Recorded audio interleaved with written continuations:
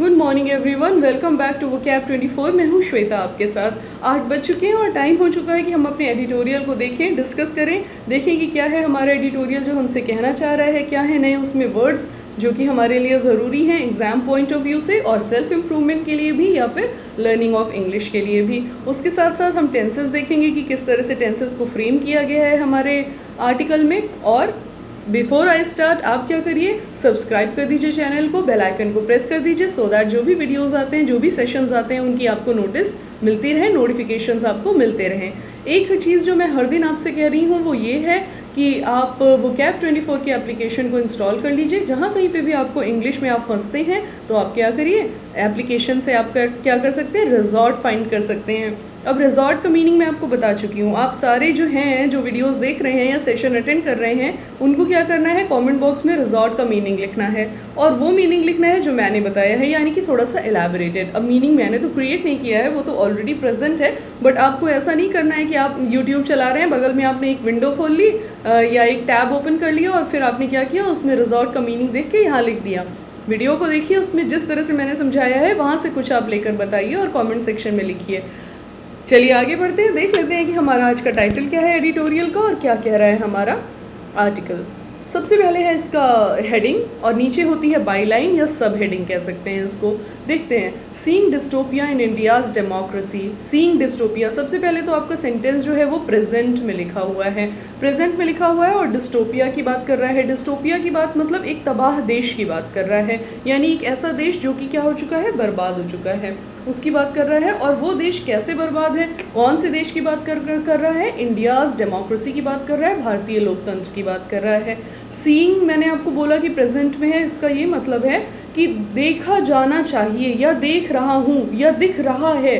तो यहाँ पे रहा है तो लगा हुआ है, आप ये बोलेंगे कि कंटिन्यूअस में डालिए तो आप कंटिन्यूअस में भी डाल सकते हैं, लेकिन प्रेजेंट तो है ही है, प्रेजेंट में ये काम कर रहा है। चाहे तो आप एडिटोरियल के सेंस में देखिए कि हमारा जो एडिटोरियल है वो देखेगा भारत को एज अ डिस्टोपिया अपने आर्टिकल में, या फिर आप राइटर के थ्रू देख लीजिए कि वो देख रहा है भारतीय डेमोक्रेसी को, भारतीय लोकतंत्र को किस तरह से एक तबाह देश के रूप में। तो सीन जो है वो प्रेजेंट को दिखा रहा है, प्रेजेंट आपका दोनों तरफ कॉन्स्टेंट रहेगा। आगे बढ़ते हैं, देखते हैं क्या है। The state's attachment to the procedure of democracy has not been matched by concern for a fulfilling life for Indians. The state's attachment, state मैंने आपको बताया है कि राज और राज्य दोनों तरह से चलेगा। राज मैंने ये बताया है आपको पहले भी कि जो राज्य में राज करता है, जिसके हाथ में पावर होती है, कंट्रोल होता है, वो भी आपका स्टेट बन जाता है। अब देखिए, एक लोग तो होते नहीं है जिनके हाथ में पावर होता है, पूरा सिस्टम होता है, तो उस सिस्टम को आप कह सकते हैं स्टेट। और दूसरी बात, जो राज्य है उसको तो आप स्टेट कहते ही हैं। अगर हम पुराने टाइम में जाकर देखें तो हमारे यहाँ क्या होते थे, किंगडम होता था, राज्य होता था, उसके कौन होते थे, किंग होते थे। तो राज्य जो किंगडम है वो भी यहाँ पे स्टेट हो सकता है, और किंग जो है और उसका जो काम है वो भी यहाँ पे स्टेट हो सकता है, कि यानी कि हाथ में अधिकार है अगर किसी के पास। अब ऊपर इन्होंने इंडियन डेमोक्रेसी की बात कर दी है, तो यहाँ पे अधिकार किसके पास है, सरकार के पास है, तो उन्हीं की बात कर रहा है। The states attachment to the procedure, states का यानी कि जो हमारी सत्ता है या जो भी जिन लोगों के हाथ में भी कंट्रोल है, पावर है, उनका अटैचमेंट, उनका जुड़ाव, उनका लगाव किसके प्रति, टू द, किसकी तरफ, प्रोसीजर्स ऑफ डेमोक्रेसी, लोकतंत्र की प्रक्रियाओं के लिए बात कर रहा है, यानी कि हमारा लोकतंत्र बहुत महान है, ऐसा होता है वैसा होता है, ये सारी जो बातें होती रहती हैं। तो ये जो अटैचमेंट है, आगे क्या कह रहा है, has not been matched by, वो नहीं मेल खाता है। अब देखिए यहाँ पे हैज़ नॉट बीन लगा हुआ है, तो आपको ऐसा नहीं सोचना है कि सेंटेंस आपका प्रेजेंट परफेक्ट कॉन्टिन्यूअस में है, नहीं, ऐसा नहीं है। आपका सेंटेंस है प्रेजेंट परफेक्ट में केवल। ऐसा क्यों है, क्योंकि जो आपका यहाँ पे बीन है, वो बी जो आपका फॉर्म होता है, वर्ब होता है ना, बी, बी का मतलब क्या होता है, होना किसी चीज़ का, उसका क्या है, थर्ड फॉर्म लिखा हुआ है, जो कि क्या है आपका बीन हो जाता है। तो यहाँ पे हैज़ नॉट बीन जो है वो प्रेजेंट परफेक्ट में लिखा हुआ है, ना कि कॉन्टिन्यूअस में। तो कह रहा है डेमोक्रेसी हैज़ नॉट बीन, उसको वो नहीं मेल खाती है, वो नहीं मेल खाती है, किस चीज़ से नहीं मेल खाती है, concern for a fulfilling life for Indian, उस कंसर्न से, उस चिंता से, उस इंटेंशन से, फॉर अ फुलफिलिंग लाइफ, और किस इंटेंशन से, जिसमें कि फुलफिलिंग लाइफ होनी चाहिए, संपूर्ण और परिपूर्ण जिंदगी या जीवन होना चाहिए किसका, भारतीयों का। यानी कि जिस तरह की वो अपनी अटैचमेंट लगाव को हाईलाइट करते हैं, वो जिस तरह का डेमोक्रेसी में जीवन होना चाहिए भारतीयों का, उससे कहीं भी मैच नहीं हो रहा है, मेल नहीं खा रहा है। आगे बढ़ते हैं, मेरे साथ साथ पढ़िएगा। The United Nations has declared September 15 International Day of Democracy. An entry on its website states that this provides an opportunity to review the state of democracy in the world. To review the state of democracy in India would be timely given the times we are living through. Indeed, by now, as India meets fresh challenges almost daily, for us to do so is arguably more important than to celebrate independence from colonial rule, which we do out of habit annually. But to review the state of democracy in India, we would need to adopt a suitable criteria. Meanings यहाँ पे मैंने लिख दिए हैं। जो meaning आपको नहीं समझ में आते हैं आप मुझे कमेंट सेक्शन में लिख दीजिए, मैं उनको आपको डिस्क्राइब कर दूँगी। उसके अलावा वो कैप 24 का जो एप्लीकेशन है, अगर आप उसको इंस्टॉल करते हैं तो आपको क्या है, वहाँ पे आप वर्ड्स को टैप करते जाइए, आपको मीनिंग पता चलते जाएंगे। और क्या है, अगर आप प्राइम मेंबर हैं तो आपको अनलिमिटेड टैप्स मिलते हैं, यानी कि आप कितने भी वर्ड्स को टैप करें आपको मीनिंग मिलता जाएगा। आते हैं अपने एडिटोरियल की तरफ। द यूनाइटेड नेशंस की बात कर रहा है। अब यूनाइटेड नेशंस यानी कि जो हमारा एक वहाँ पे क्या है, संघ है यूनाइटेड नेशंस का, उसने क्या किया है, डिक्लेयर किया है, घोषणा की है, घोषित किया है सितंबर 15 को, सितंबर 15 को। अब यहाँ पे ये आपका करंट अफेयर्स का पार्ट है and it is very important, क्योंकि ये इसी साल किया गया है तो आपके लिए क्या है, ज़रूरी हो जाता है।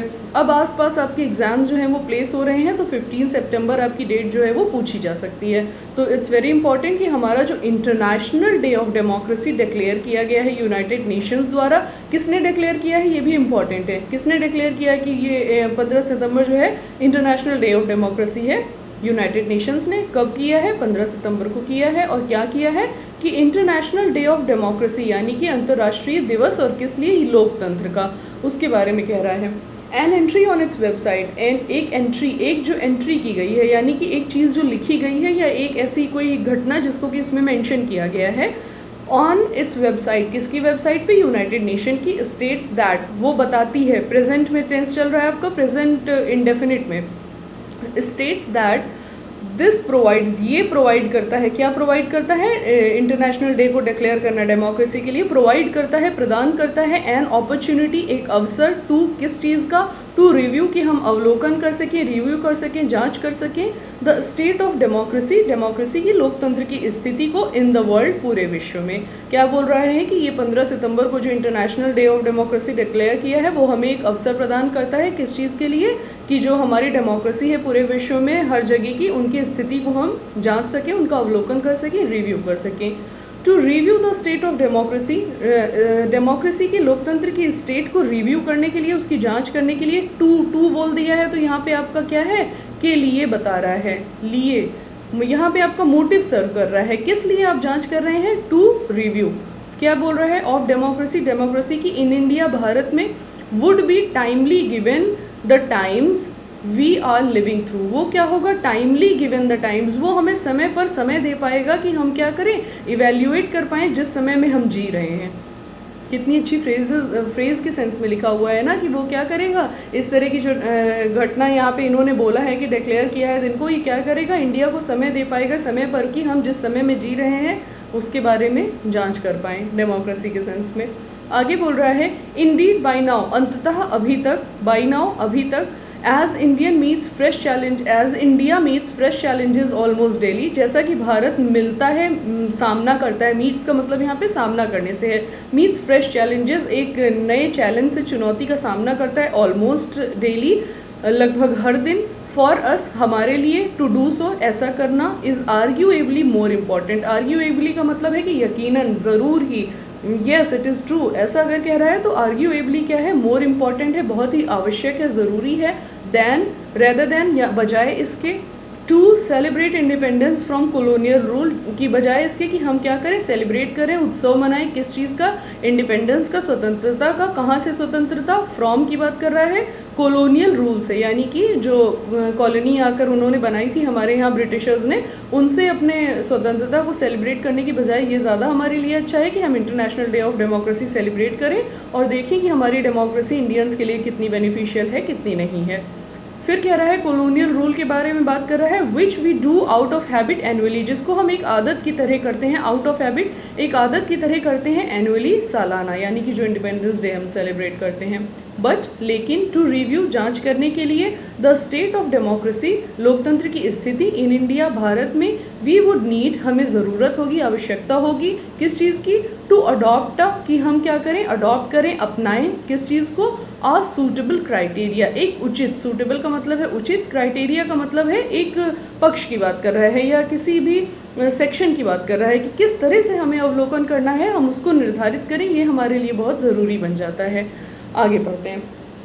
A partial evaluation. Formally, India is a democracy. All right. There are multi-party elections which universal suffrage which नहीं है with universal suffrage subject only to an age restriction. In evaluation of democracy in India, it is often observed, it is to its credit, that it is the world's largest democracy. Further, plaudits are given for the smooth changeover in government after elections, the existence of an independent press and judiciary, and the guarantee of civil liberties justiciable in courts of law. While these are valid observations, the assessment is based on partial evaluation. To an extent, it amounts to admiring a form of government for its own sake, without concern for the socio-economic outcomes that are produced. अब यहाँ पे क्या बात कर रहे हैं, देखिए कह रहा है अ पार्शियल इवैल्यूएशन, अगर हम क्या करें, एक सेक्शन, एक छोटे से टुकड़े का इवैल्यूएशन करें, जांच करें, या फिर जो जांच पीछे इन्होंने मेंशन करी थी उसको बता रहा है, उसका अगर पार्शियल, उस तरह से अगर हम पार्शियल इवैल्यूएशन करते हैं, यानी कि कंप्लीट नहीं करते हैं, पार्शियल करते हैं, एक आंशिक रूप से इवैल्यूएशन करते हैं। इवैल्यूएशन का मतलब है जांच करते हैं। देखते हैं क्या कह रहा है इस सेंस में। ये आपकी हेडिंग फॉर्म कर रहा है, यानी कि जो बीच में हेडिंग्स आती हैं, फिर आगे बात कर रहा है फॉर्मली। फॉर्मली का मतलब है कि एक तरह से फॉर्मल ऑफिशियल तरीके से अगर बात कर रहे हैं, India is a democracy. All right, India एक क्या है, लोकतंत्र है। ठीक है, ऑल राइट, ठीक है। तो थोड़ा सा कन्वर्सेशनल टोन आपकी हो गई है। फॉर्मली अगर देखा जाए ऑफिशियली क्या है, इंडिया जो है, भारत है, एक डेमोक्रेसी है। ठीक है। फिर कह रहा है there are multi party elections, यहाँ पे क्या होते हैं, मल्टी पार्टी इलेक्शंस होते हैं कि बहुत सारी पार्टीज़ जो हैं उनके चुनाव होते हैं विद यूनिवर्सल सफरेज। अब सफरेज की बात कर रहा है कि यूनिवर्सल यानी कि सबको क्या है, यूनिवर्सल का मतलब है सबको, इक्वली, यूनानिमसली क्या है, सफरेज है, मताधिकार है, सबको मत देने का, वोट देने का इक्वल अधिकार है। Subject only to an age restriction, और इस पे सब्जेक्ट है यानी कि वो किस बात, और केवल इसमें एक मुद्दा है जो कि ध्यान देने वाला है, ओनली टू, जो कि सिर्फ ये है एन एज रेस्ट्रिक्शन, यानी कि सबको सफरेज है लेकिन उसमें एक चीज़ जो है वो ध्यान देने वाली है कि एज रेस्ट्रिक्शन है, सिर्फ क्या है, हमारी एज को वहाँ पे बार बनाया गया है। रेस्ट्रिक्शन का मतलब है प्रतिबंध लगाना, जैसे कि 18 साल के पहले आप वोट नहीं दे सकते हैं, उसकी बात कर रहा है।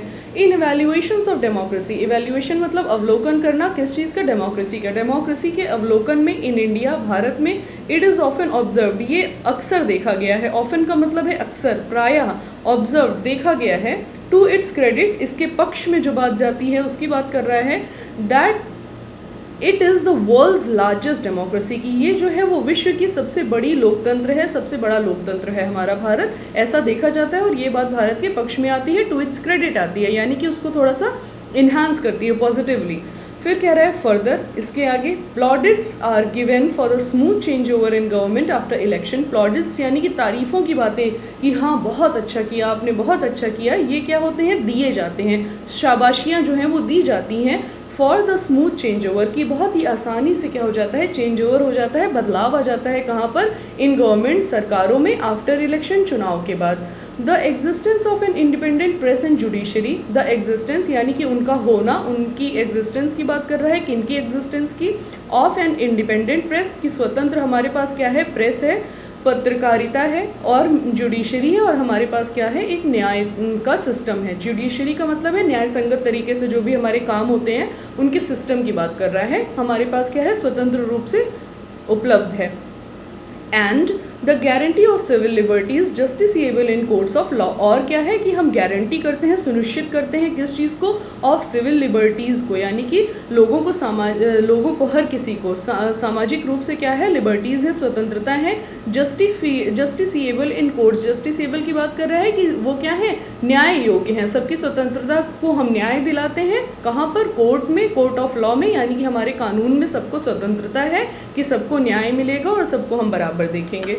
फिर कह रहा है while these are valid observation, जहाँ की ये सारे दीज आर वैलिड, क्या है, वैलिड हैं, सही हैं। ऑब्जर्वेशन यानी कि अवलोकन है, ये सारे सही अवलोकन है। द असेसमेंट, ये जो असेसमेंट करते हैं हम यानी कि जांच करते हैं, इज़, वो क्या है, बेस्ड ऑन, वो बेस्ड है, आधारित है, ऑन अ, किस चीज़ पे आधारित है, अ पार्शियल इवैल्यूएशन पे, एक पार्शियल यानी कि आंशिक अवलोकन पे आधारित है, आंशिक जांच पे आधारित है। ये अवलोकन जो कि उन्होंने ऊपर मेंशन किया उसका किया जाना। टू एन एक्सटेंट, काफ़ी हद तक, इट अमाउंट्स टू, ये क्या बताता है या फिर ये दिखाता है या फिर ये अपने में इंक्लूड करता है, टू किस चीज़ को, admiring a form of government, admiring a form of government यानी कि गवर्नमेंट की तारीफ़ करने के लिए, फॉर इट्स ओन से, उसके अपने ही फ़ायदे के लिए, विदाउट कंसर्न, जिसमें कि हम ध्यान नहीं देते हैं, for the socio economic outcomes, किस चीज़ का ध्यान नहीं देते हैं, हमारे सामाजिक आर्थिक आउटकम्स का, रिजल्ट का। हम गवर्नमेंट की तारीफ़ करने में, चेंज ओवर की चीज़ों को एंजॉय करने में लग जाते हैं, लेकिन हम ये ध्यान नहीं देते हैं कि जो ये हमने चेंजेस ऑब्जर्व किए हैं, ये हमारे सोशियो इकोनॉमिक आउटकम्स जो हैं उनको प्रोड्यूस करने में सफल है, या फिर जो भी प्रोड्यूस हो रहा है वो कहीं ना कहीं इन चीज़ों से मैच हो रहा है या नहीं हो रहा है। यानी कि जिस तरह की आर्थिक स्थिति है देश में, जिस तरह की लोगों की सामाजिक स्थिति है, माना कि हमने अपनी डेमोक्रेसी के बारे में इतनी अच्छी अच्छी चीज़ें बताई, लेकिन ये सारी चीज़ें, ये जो हमने चेक किए, ये जो हमने रिजल्ट निकाले, ये हमारे सोशियो इकोनॉमिक जो आउटकम्स हैं, रिजल्ट्स मिलते हैं हमें, या जिस तरह की चीज़ें हम देखते हैं उनसे मैच हो रहे हैं या नहीं हो रहे हैं अगर, तो ये पार्शियल इवैल्यूएशन हो जाता है। क्योंकि हमने क्या किया है, हर चीज़ को बिना देखे कुछ चीज़ों को ही देखकर अपना एक इवैल्यूएशन, एक जजमेंट दे दिया है कि हमारी डेमोक्रेसी बहुत अच्छी है, या फिर हमारी सरकार आसानी से बदल जाती है, या सबको मताधिकार है, या सबको क्या है, इक्वल राइट है, जजमेंट उसका, जस्टिस का, इंडिपेंडेंस का, इन सारी बातों के बारे में ये कह रहा है। फिर आगे है, it is like admiring the architecture of a building without pausing to inquire whether its inhabitants are happy to be living in it.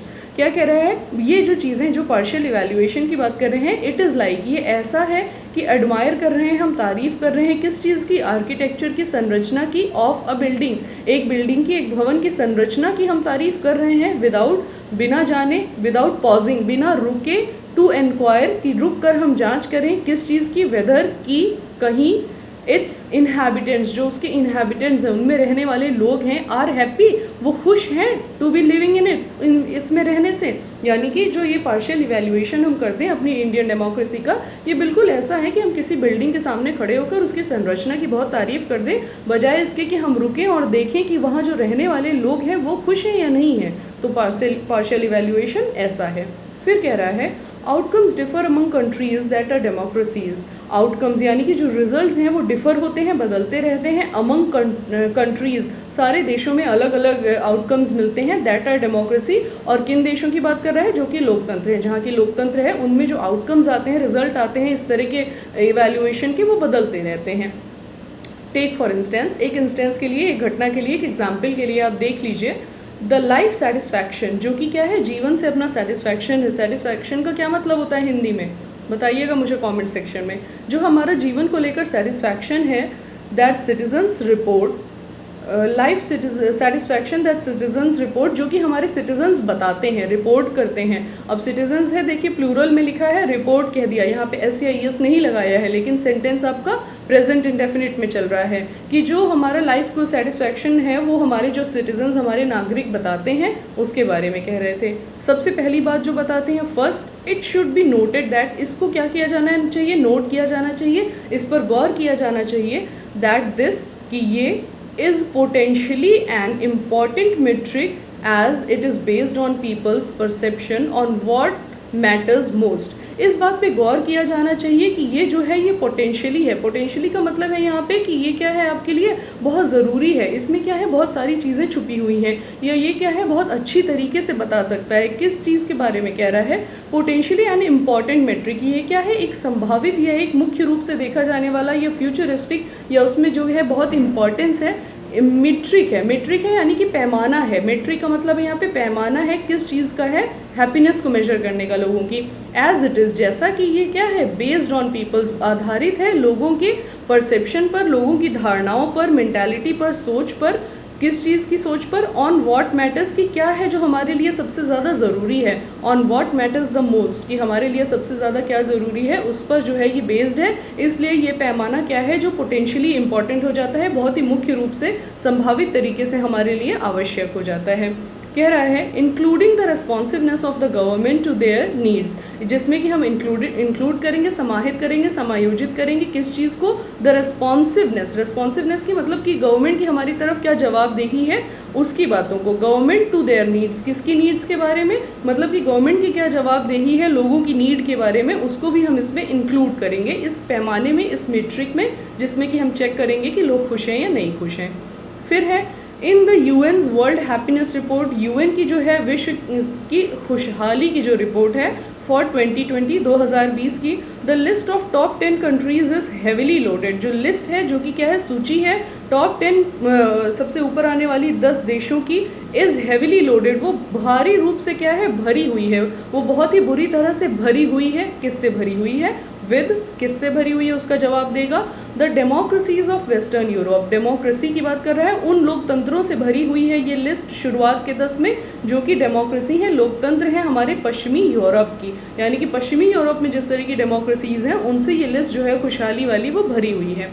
फिर कह रहा है the US barely edges into the top 20। जो यूएस है वो बाल बचा है, यानी कि बेयरली क्या हुआ है? एज पे आया है, बहुत ही मुश्किल से एज पे आया है, आखिरी पायदान पे आया है इनटू द टॉप 20। और किस पायदान पे आखिरी? 20 देशों में, यानी कि 10 में तो वो है ही नहीं है, 20 में है। मैं यहाँ पे बता दूँ कि आपका जो यूएस है वो 18 नंबर पे है वर्ल्ड हैप्पीनेस रिपोर्ट में 2020 की। याद कर लीजिए यूएस इस समय इंपॉर्टेंट है। क्यों इंपॉर्टेंट है? क्योंकि इलेक्शन चलने वाले हैं वहाँ पे। फिर क्या है? इलेक्शन कब होना है? डेट बताइएगा मुझे कमेंट सेक्शन में।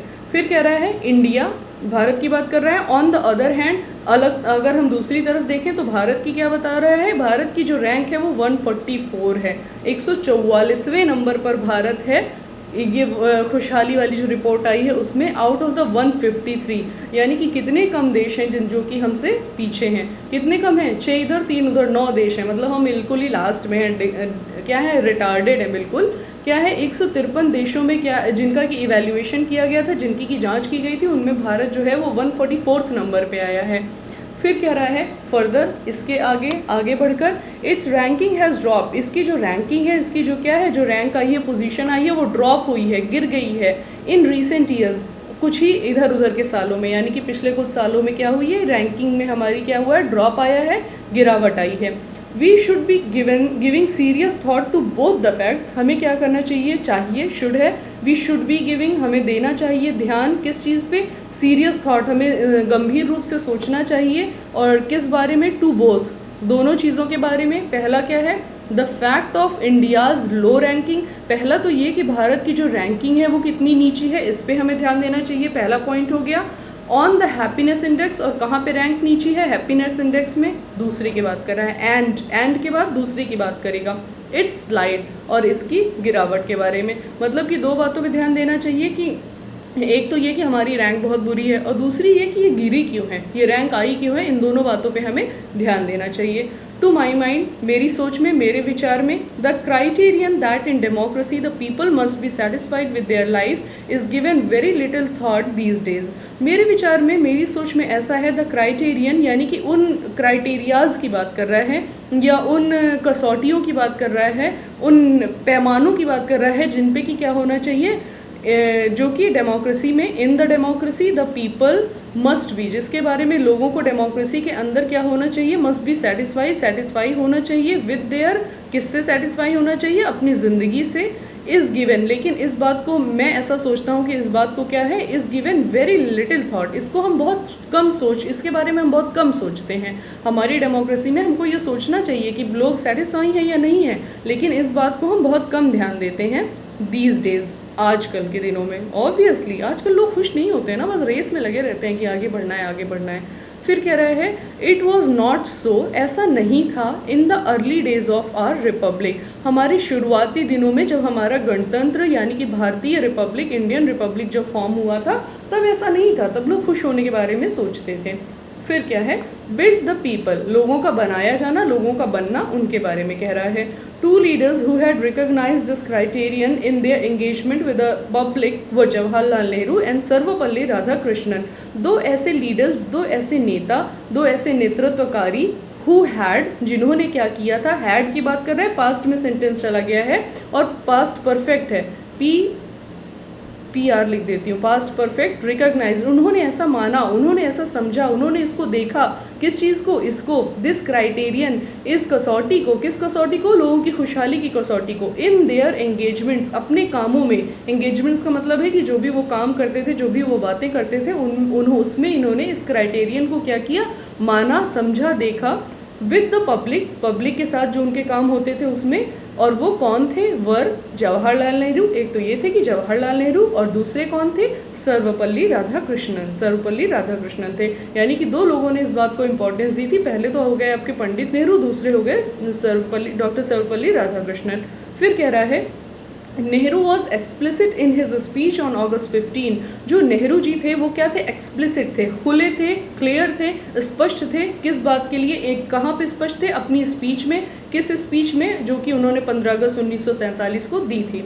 व्हेन ही स्टेटेड, जहाँ कि उन्होंने ऐसा कहा, दैट द गोल ऑफ, यानी कि जो उद्देश्य है किस चीज़ का, इंडिपेंडेंस का, स्वतंत्रता का, वॉज टू क्रिएट, वो क्या था, इंस्टीट्यूशन की, इंस्टीट्यूशन को, ऐसे संस्था को, ऐसे सिस्टम को क्रिएट किया जाए, विच विल, जो कि क्या करेगा, इंश्योर करेगा, सुनिश्चित करेगा, जस्टिस, न्याय, एंड, और क्या सुनिश्चित करेगा, फुलनेस ऑफ लाइफ, कि हमने एक संपूर्ण जीवन जिया है। स्वतंत्रता के दो मतलब उन्होंने 15 अगस्त की अपनी स्पीच में बताए, एक ये था कि सबको क्या मिलेगा, न्याय मिलेगा, और दूसरा ये कि सब अपनी ज़िंदगी से क्या हो, संतुष्ट हो, सब लोग अपना परिपूर्ण जीवन जिए, to every man and women, और ये संपूर्ण जीवन और स्वतंत्र न्याय की बात उन्होंने हर आदमी, हर औरत के लिए की थी। फिर कह रहा है नोट दैट, इस बात पे ध्यान दीजिए, नेहरू हैड, पंडित नेहरू हैड, उन्होंने क्या किया था, हैड नॉट, उन्होंने नहीं किया था, प्रॉमिस, वादा नहीं किया था, दैट द, की गवर्नमेंट, हमारी सरकार, विल क्रिएट, वो ऐसा करेगी, दीज इंस्टीट्यूशन, मतलब कि ऐसी संस्था का निर्माण करना उद्देश्य था इंडिपेंडेंस का, कि जहाँ सबको न्याय मिले और क्या हो, सब अपना परिपूर्ण जीवन, संपूर्ण जीवन जिए। लेकिन अपनी स्पीच में उन्होंने ये कहीं नहीं मेंशन किया था कि सरकार ऐसा करने में उनकी मदद करेगी, या सरकार का ये काम है कि वो ऐसा इंश्योर करेगी, ऐसा उन्होंने अपनी स्पीच में नहीं कहा था। फिर कह रहा है he was far too aware, वो क्या थे, बहुत ही क्लियर थे इस बारे में, फार टू अवेयर मतलब हो ना, वो बहुत अच्छी तरह से इस बात को जानते थे, दैट, क्या जानते थे, दैट डेमोक्रेसी, लोकतंत्र, इज़ नॉट, वो नहीं है, सिनोनिमस विद स्टैटिस्टिज्म, यानी कि वो क्या है, सिनोनिमस नहीं है, वो सेम अर्थ नहीं देता है, वो उसके साथ साथ वही अर्थ नहीं देता है, क्या अर्थ नहीं देता है, विद स्टैटिज्म, यानी कि क्या है, जो स्टेट है, जो राज्य है, जो नियंत्रणवाद है, उसको हमारी जो डेमोक्रेसी है वो साथ साथ सिमिलर मीनिंग उसका नहीं देती है। यानी कि डेमोक्रेसी एक बिल्कुल अलग बात हो गई, और नियंत्रणवाद यानी कि अपने हाथ में अधिकार रखना, कंट्रोल रखना, वो बिल्कुल अलग बात है। तो ये दोनों क्या थी, सिनोनिमस नहीं थी एक दूसरे के साथ। वो ये क्या जानते थे, he was far too aware, वो इसके बारे में बहुत अच्छी तरह से जानते थे, उनको इसकी बहुत अच्छी जानकारी थी। फिर कह रहा है it is about the people, ये जो बातें हैं, इनको सबको, इन चीज़ों को सुनिश्चित करना, ये क्या है, ये लोगों, नहीं, डेमोक्रेसी जो है वो क्या है, लोगों के बारे में है, ना कि सत्तावाद के बारे में है। फिर कह रहा है अल्टीमेटली, आखिरकार, द इंस्टीट्यूशंस, जो हमारे ऐसी संस्थाएं स्थापित हुई, ऐसे जो हमारे नियम स्थापित हुए, दैट इनेबल पर्सन, जो कि इनेबल करते हैं, आगे बढ़ाते हैं, बताते हैं, पर्सन्स, लोगों को, टू लीड फुलफिलिंग लाइव्स, कि वो क्या करें, अपना जीवन जिए पूरी तरह से, फुलफिलिंग का मतलब है भरपूर जीवन जिए, आर बिल्ट, वो बनते हैं, बाय द पीपल देमसेल्व्स, वो खुद लोगों द्वारा ही बनाए जा सकते हैं। ये क्या हुआ, समझ गया, अल्टीमेटली क्या हुआ, आखिरकार ये सबको क्या हुआ, पता चल गया। ये जो इंस्टीट्यूशंस हैं वो ये बताते हैं कि खुशी जो है वो लोगों के अपने हाथ में है। फिर कह रहा है let me give you 3 examples. चलिए मैं आपको 3 एग्जाम्पल्स देता हूँ, या मुझे आपको 3 एग्जाम्पल्स, 3 उदाहरण बताने दीजिए। All from the United states, और तीनों ऑप्शन जो उदाहरण हैं वो कहाँ से हैं? यूनाइटेड स्टेट्स से हैं, संयुक्त राज्य से हैं। इन द 1960s, 1960 की बात कर रहा है। 1960s अगर कहता है, एस लगाता है, तो पूरे दशक की बात कर लेता है। The country saw movement for black empowerment, जो कंट्री थी, जो देश थी, उसने देखा, उसने सामना किया मूवमेंट का, आंदोलनों का। किन आंदोलनों का? फॉर ब्लैक एम्पावरमेंट, कि जो वहाँ पे ब्लैक लोग हैं उनका एम्पावरमेंट हो पाए, उनका सशक्तिकरण हो पाए। विमेंस एमेंसिपेशन, जो औरतों के लिए क्या है, उनका भी सशक्तिकरण हो पाए, उनके हाथ में भी क्या आ पाए?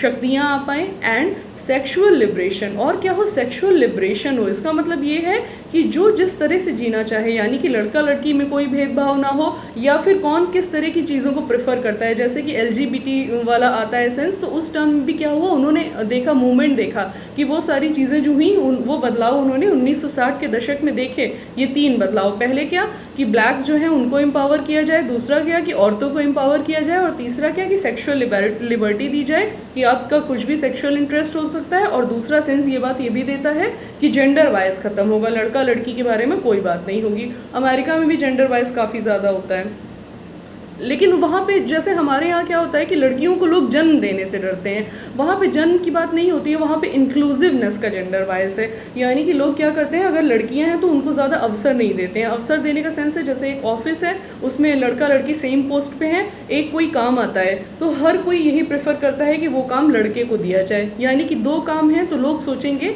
कि ये दोनों काम किसी लड़के को दे दिए जाएँ और लड़की को उसको असिस्ट करने के लिए लगा दिया जाए। तो उनके यहाँ इंक्लूसिवनेस की प्रॉब्लम है जेंडर वाइज के टर्म में, इससे नहीं है बर्थ से। जो हमारे यहाँ गर्ल फीटिसाइड होता है, ये उनकी ज़्यादा ये सब प्रॉब्लम नहीं है, उनकी प्रॉब्लम इंक्लूसिवनेस की है, अवसर नहीं देते हैं वो लोग। फिर क्या है, दीज मूवमेंट, और ये सारे जो मूवमेंट चले वहाँ पे, वर रिमार्केबली, वो क्या थे? रिमार्केबली थे, यानी कि उल्लेखनीय है, इनके ऊपर हमें क्या देना चाहिए? ध्यान देना चाहिए। सक्सेसफुल थे, ये क्या है? उल्लेखनीय रूप से सफल थे। इन द आउटकम्स, अपने रिजल्ट्स में, आउटकम का मतलब है जो कि उसमें से उन्होंने निकाला, उसमें क्या थे? वो सफल थे। और कौन से आउटकम? जो कि उन्होंने अचीव किए। While receiving no support from the US state, और जबकि उनको किसी भी तरह का कोई सपोर्ट, कोई भी साथ सहयोग नहीं मिला, कहाँ से? US स्टेट से, यानी कि संयुक्त राष्ट्र की सरकार से।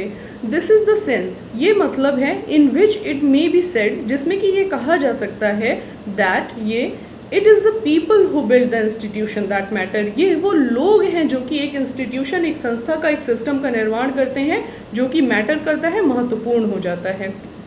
आगे बोल रहा है, that said however the state has a role in their building, laws must not constrain liberty when it is self-affirming and must change when it is realized that they do। कह रहा है that said, और ये कहता है however, हालांकि the state has a role, कि जो state है, हमारे जो राज्य करने वाले लोग हैं, जो सत्ता है, उसका क्या है? एक रोल है, उसका एक पार्ट है इन देयर बिल्डिंग, उनको बनाने में। किनको बनाने में? लोगों की खुशहाली को, अच्छे जीवन को बनाने में। लॉज मस्ट नॉट कंस्ट्रेन, जो कि हमारे कानून हैं, उनको नहीं कंस्ट्रेंट होना चाहिए, उनको क्या होना चाहिए? वहीं पर नहीं रुक जाना चाहिए, संकुचित नहीं होना चाहिए। किस चीज़ को नहीं संकुचित करना चाहिए? यहाँ पे कंस्ट्रेंट आपका एज अ वर्ब काम कर रहा है, उनको नहीं कंस्ट्रेंट करना चाहिए। किस चीज़ को? लिबर्टी को, स्वतंत्रता को। When it is self affirming and must change when it is realise that they do, जो कि क्या है? सेल्फ अफर्मिंग है, अपने आप से खुद इस बात की पुष्टि कर देती है। और क्या है? और इन चीज़ों का बदल जाना चाहिए जबकि उनको महसूस किया जाए। यानी कि हमारे सिस्टम में, लिबर्टी में, कानूनों में, या लोगों की खुशहाली में अगर किसी भी तरह की कोई दिक्कत है तो इनको तुरंत बदल जाना चाहिए जबकि ये नोटिस में आए। फिर कह रहा है ऑन डेवलपमेंट, विकास के बारे में बात कर रहा है। The role of the state does not end with removing restraints, though जो रोल है, जो काम है स्टेट का, सत्ताओं का, डज नॉट एंड, वो ख़त्म नहीं होता है। कहाँ से नहीं ख़त्म होता है? विद रिमूविंग, कि वो रिमूव कर दें, ख़त्म कर दें, रेस्ट्रेंट को, रुकावटों को, प्रतिबंधों को, दो। हालांकि यानी कि कह रहा है कि हालांकि जो रोल है स्टेट्स का, जो काम है स्टेट्स का, वो ख़त्म नहीं होता है कि वो प्रतिबंधों को ख़त्म कर दें, वहीं पर इट एक्सटेंड्स टू, वो आगे बढ़ता है, to endowment of individuals with capabilities in the sense of Amartya Sen. वो क्या है? वो आगे बढ़ता है, वो रोल जो है सत्ता का, वो आगे बताता है कि शक्ति मिले, एंडाउमेंट हो, यानी कि हमें उन्हें देना चाहिए उनको प्रदान करना चाहिए ऑफ इंडिविजुअल्स, और किस चीज़ का एंडाउमेंट का यहाँ पे मतलब आपका थोड़ा सा इस सेंस में भी जा रहा है कि किसी चीज़ का इंतज़ाम करने से है। जैसे मैंने आपको पहले बताया था कि सड़क बनती है अगर, तो सरकार क्या बोलती है, we have endowed you this, कि हमने इसका बंदोबस्त किया है आपके लिए। तो ये सरकार का हालांकि काम होता है, वो यही यहाँ पे कह रहे हैं। इट एक्सटेंड्स टू, ये जो रोल है सरकार का वो आगे बढ़ता है एंडाउमेंट ऑफ इंडिविजुअल्स, कि वो इंडिविजुअल्स के लिए बंदोबस्त करें किन चीज़ों का, विद कैपेबिलिटीज़, कि उनको क्या हो, क्षमता मिल पाए। किस टर्म में क्षमता की बात कर रहा है, इन सेंस ऑफ, किस मतलब से, in sense of Amartya Sen. ऐसा अमर्त्य सेन मानते हैं कि सरकार को बंदोबस्त करना चाहिए किसके लिए, लोगों के लिए।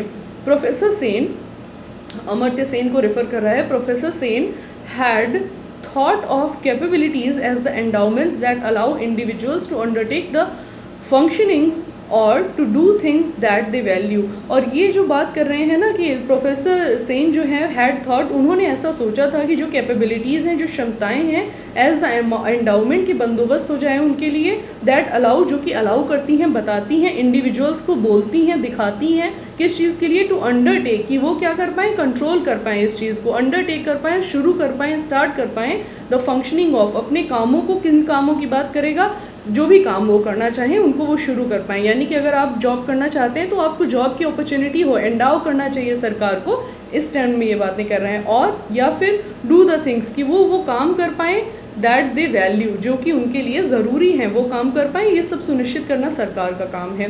वी कैन थिंक, हम ऐसा सोच सकते हैं, ऑफ अ पर्सनस हेल्थ, कि लोगों की जो हेल्थ है, स्वास्थ्य है, एंड एजुकेशन, और उनकी शिक्षा, as among the most important, वो क्या है, बाकी सारी चीज़ों में मोस्ट इम्पॉर्टेंट है, मुख्य है, सबसे ज़रूरी है, इनपुट, सबसे ज़रूरी इनपुट्स हैं, सबसे ज़रूरी क्या है, हिस्से हैं, भाग हैं, अंश हैं, into the capabilities that they end up possessing, उन कैपेबिलिटीज़ के सबसे ज़रूरी हिस्से हैं, जो कि क्षमताएं वो क्या करते हैं, दे एंड अप, वो एंड अप पोजेसिंग का मतलब है जो कि वो होते हैं, अपने आप अपने अधिकार में ले आ पाते हैं। उन इनपुट्स में सबसे ज़रूरी ये है कि उनको एजुकेशन मिले, उनका स्वास्थ्य अच्छा हो।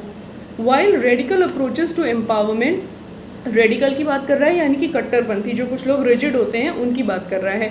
वाइल रेडिकल अप्रोचेस, यानी कि जो कट्टरपंथी या पुराने जो अप्रोच हैं, दृष्टिकोण हैं, ऑफ किस चीज़ के, टू किस चीज़ के दृष्टिकोण हैं, एम्पावरमेंट, सशक्तिकरण के, राइटली इम्फेसिस, वो सही रूप से इम्फेसाइज करते हैं, बताते हैं या जोर देते हैं। इम्फेसाइज का मतलब है जोर देते हैं, emphasise the importance of self help, कि लोग अपनी खुद की मदद करें। जैसे आजकल क्या है, अगर आपके पास जॉब नहीं है तो आप क्या कर रहे हैं, स्टार्टअप कर ले रहे हैं लोग, तो वो क्या है, सेल्फ हेल्प है, सरकार कुछ नहीं कर रही है उसके लिए। It is not sufficiently recognised, इसको क्या है, अच्छी तरह से, पूरी तरह से नहीं समझा जा सकता, देखा जा सकता, दैट इंडिविजुअल्स, की लोग जो हैं, can not easily equip themselves, कि लोग अपने आप को आसानी से इक्विप नहीं कर सकते हैं, सक्षम नहीं बना सकते हैं, विद कैपेबिलिटीज़, अलग अलग तरह की क्षमताओं से, requiring the state to intervene, और हमें ज़रूरत होती है कि स्टेट, जो हमारी सरकार है, वो क्या करे, इंटरवीन करे, वो हस्तक्षेप करे। या जैसे कि मैंने आपको बताया ना, हर कोई स्टार्टअप नहीं कर सकता है, ज़रूरत है कि हमारी सरकार इंटरवीन करे, चीज़ों को क्या करे, ईजी बनाए, सॉल्व करे। तो ये सब क्या है, ज़रूरी हो जाता है हमारे लिए या फिर लोगों के लिए, कि सरकार उनके लिए ऐसे सारे काम करे।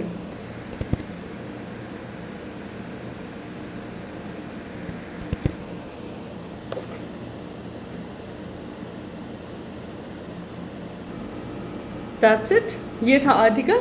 तो चलिए अब आप बताइएगा कि आपको क्या अच्छा लगा, क्या नहीं अच्छा लगा। मुझे आर्टिकल बहुत अच्छा लगा। क्यों अच्छा लगा? क्योंकि ये एक हमारी सोच को इंड्यूस कर रहा था, हमें बता रहा था कि खुश रहना भी क्या है, ज़रूरी है, और खुश रहने के साथ साथ क्या ज़रूरी है, अपने हाथ में है खुशी, लेकिन सरकार का काम है कि वो हमारे खुश रहने के लिए हमें कैपेबल बनाए, जो रिसोर्सेज हैं उनको कल्टीवेट करें, एक्सप्लॉइट हम कर लेंगे, यानी कि यूज़ हम कर लेंगे मैक्सिमम पॉसिबल स्टेज तक, ऑप्टिमम यूटिलाइजेशन हम रिसोर्सेज का कर लेंगे।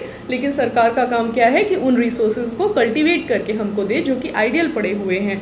और क्या है, जो आर्टिकल था वो क्या बता रहा था कि रैंकिंग्स को उसने बताया, जहाँ से कि हम अपना जीए का पार्ट फ्रेम कर सकते हैं, यानी कि अमेरिका की रैंकिंग की बात की उसने। मैंने आपको बताया कि 18th है वर्ल्ड हैप्पीनेस रिपोर्ट में, किसकी रिपोर्ट, 2020 की, तो करंट अफेयर है, ज़रूरी है। और भारत की रैंकिंग क्या है, 144। कितने देशों के बारे में बात हुई थी, 153 देशों का क्या किया गया था, अवलोकन किया गया था, इवैल्यूएशन किया गया था। तो इस तरह की जो चीज़ें हैं वो एडिटोरियल से निकल के आई हैं। आई होप कि आपने एडिटोरियल में बहुत अच्छी चीज़ें सीखी हो, स्क्रीनशॉट्स ले लिए हों, जहाँ की आपको वोकैब की ज़रूरत हुई होगी। जो चीज़ें समझ में आई हैं, जो चीज़ें नहीं समझ में आई हैं, सब कमेंट सेक्शन में लिख कर बताइए और पढ़ते रहिए। चलिए फिर मिलते हैं 10 बजे अपने वोकैबलरी वाले सेशन में।